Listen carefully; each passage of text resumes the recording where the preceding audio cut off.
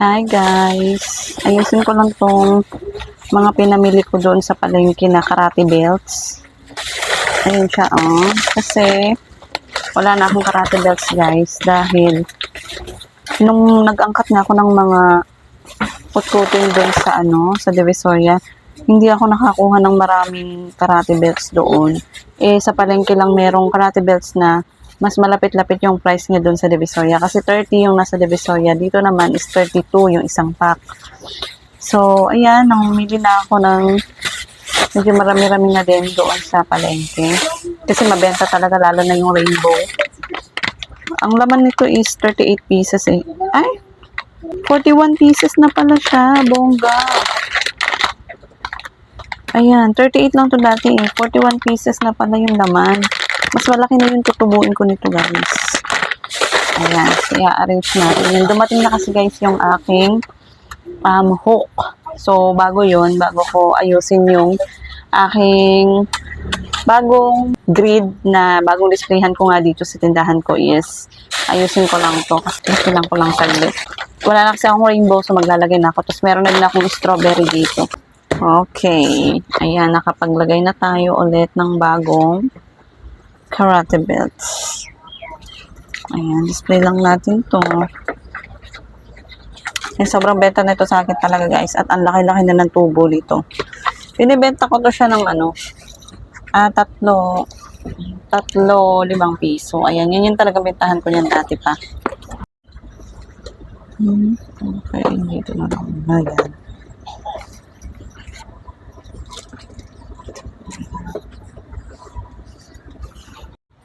Then, ito na yun guys. Ang in-order ko. Ito na yun. Yung hook. Tingnan ko nga kung maganda ko kompleto.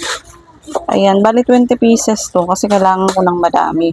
Para sa mga fake nails. At iba pang mga accessories to na hindi ko na i-display ng maayos. Kasi nga, wala na akong hook. Ayan natin.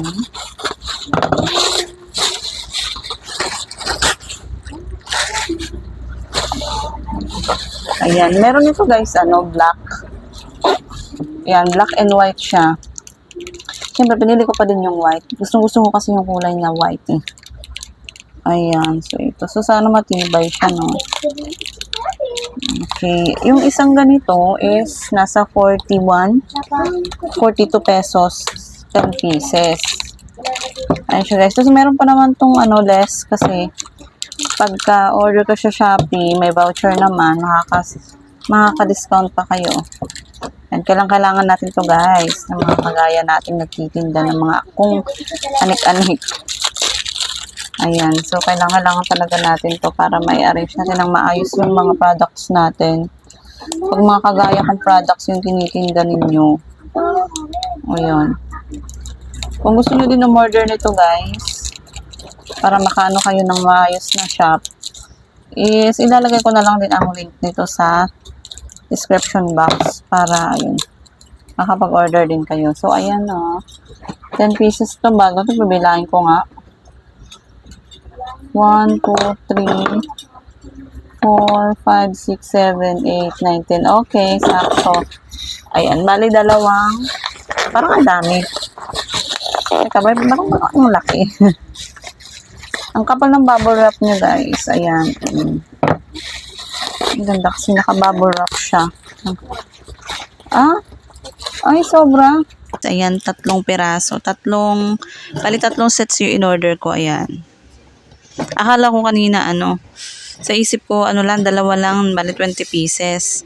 3 pala yun na, na i-add to cart. Ayan, na-ship out ko 3. Pero, okay lang kasi nasa 120 pesos lang to lahat guys. So, ang dami-dami niya na, 'di ba? Ayan, tapos tingnan nyo naman, ang ganda ng pagkakapak nila. And, feeling ko naman walang mga damage to. Ito nabuksan ko na is okay naman yung condition niya. Ayan, tapos mga kompleto naman sila. Okay. Yan, so ganito yan siya guys. 10 cm to. Meron pa nito mas maiksi 5 cm. Pero syempre, kailangan ko tong 10 cm lang. Ayan. So, ayan. Teka, papakita ko sa inyo guys yung paglalagyan ko nito. Ayun guys, diba? Pinakina ko na to kahapon. Ayan. So, ayan, kung ano-ano lang mo paglalagay ko muna dyan dahil hindi ko nga ayos. So, kailangan ko talaga yung mga ganito. Kasi tingnan nyo naman, Nilalagay ko na lang kung ano-ano nang pinaglalagay ko dyan. Pinagtatatakpan ko na yung iba. Ayan o, hindi na siya maayos pagkakalagay. Tapos ito bracelet, tapos sa likod dito mayroong mga tali. Dahil limited na nga lang yung hook ko, yan na lang. Tapos tinan nyo, ayan o.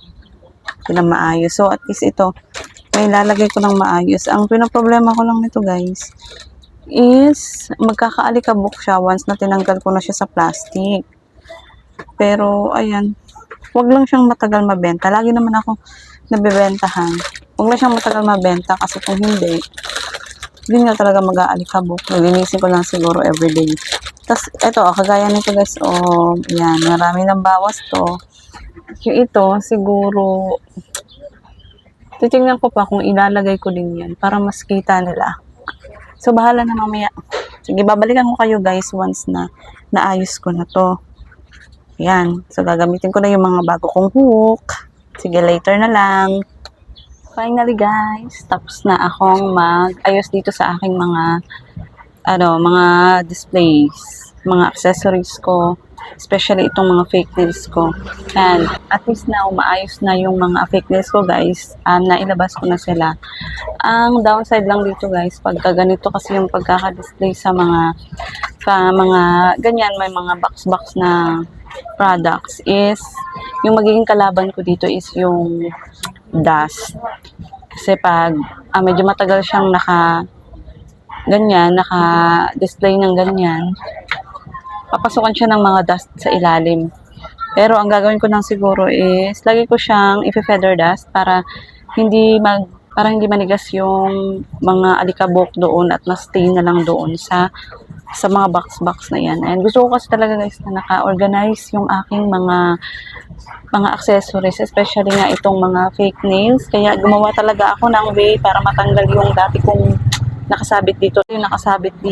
And kasi gusto ko talaga is flat lang to dito guys. Dahil gusto ko maging spacious to dito. Ayan, parang hindi ka mababangga pagkalalabas ng door. Kasi hindi kagaya ng medyo bulky ang ilalagay ko dito. Hindi talaga siya bagay. Tsaka itong mga products ko is pangsabit talaga siya.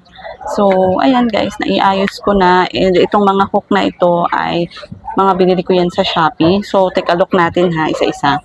So, ayan na nga guys, ang aking mga fake nails. Galing yan dito guys. Ayan. So, pinalan ko lang muna ng kung ano muna nilalagay ko dyan. Kasi hindi ko pa alam kung ano ilalagay ko dyan eh. So, yan na lang muna para hindi malikabukan.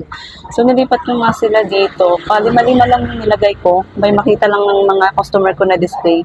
Lima-lima lang para pag nilagay ko kasi lahat, and isa pa, may iksi yung hook ko. Ganyan lang talaga ang pwede. Tigli-5 box lang. Para din maiwasan na matagal ma-imbak dyan. Kasi nga, iniwasan ko yung, iniwasan ko yung pagdapo ng mga alikabok. Ayan, yung maalikabukan sila. At least, para pag nabibili sila, hindi man sila may stay na ganyan. Mapapalitan sila ng bago, diba? So, ayan, yung mga hook na yan guys, ito napaka-useful na mga hook na to, yan talagang kailangan ko dito.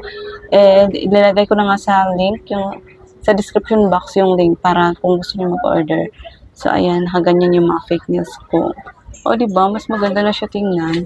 And then, naiayos ko na din yung mga earrings ko na hindi ko maiayos-ayos maayos yung dati ko pang layered yung nakalagay, hindi pa green. So ayan, ito yung mga earrings, ayan. Tapos ito pa yung iba. Yan na, i-display ko na din na maayos itong bracelet ko kung saan ko sinabit noon. Tapos ayan. Tapos dito naman sa baba, yung iba ko mga clips guys. Konti na lang yung mga hair accessories ko, ayan. So, ano yon? Hindi na lang yan. Bala ko paubusin muna yung lahat bago ako magdagdag ulit ng mga bagong accessories. Na mga pang hair accessories. Ayan. So, dito sa baba, marami pa yung bakante guys. Marami pa akong maisisingit dyan.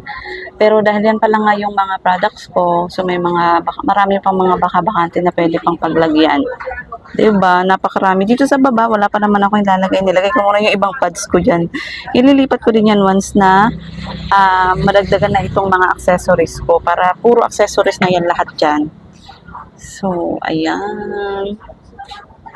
Diba? Mas maganda na yung dito na side is flat lang. Napaka-spacious na siya. Napaka-spacious niya. Tapos, ayan. Mas maganda na siya tingnan. Yan. Makikita na yung mga, hindi na siya gulo-gulo. Makakapagpili ng maayos yung mga customers ko dyan. Ito nga pala guys. Itong mga clip na ito. Kung gusto nyo nung bumili din ng ganito, meron din na to. Mag-message kayo mag-comment lang kayo, bibigay ko yung link nito. Actually, meron na akong binigay na link nito sa isa kong vlog na pinakita ko nga na bumili ako nito. Nilagay ko yung link to sa description box. Pero syempre dahil baka hindi nyo mahanap, mag-comment na lang kayo para ibibigay ko i-replyan ko kayo ng link niya. So, ayan. So, ayun. Sige, babay na muna guys dahil kailangan ko nang maglinis. Maglilinis pa ako dito sa area na to. May mga dust-dust na kasi kaya kailangan ko muna linisin yung mga yan. Pinasiguro ko lang muna mga to. Bye-bye!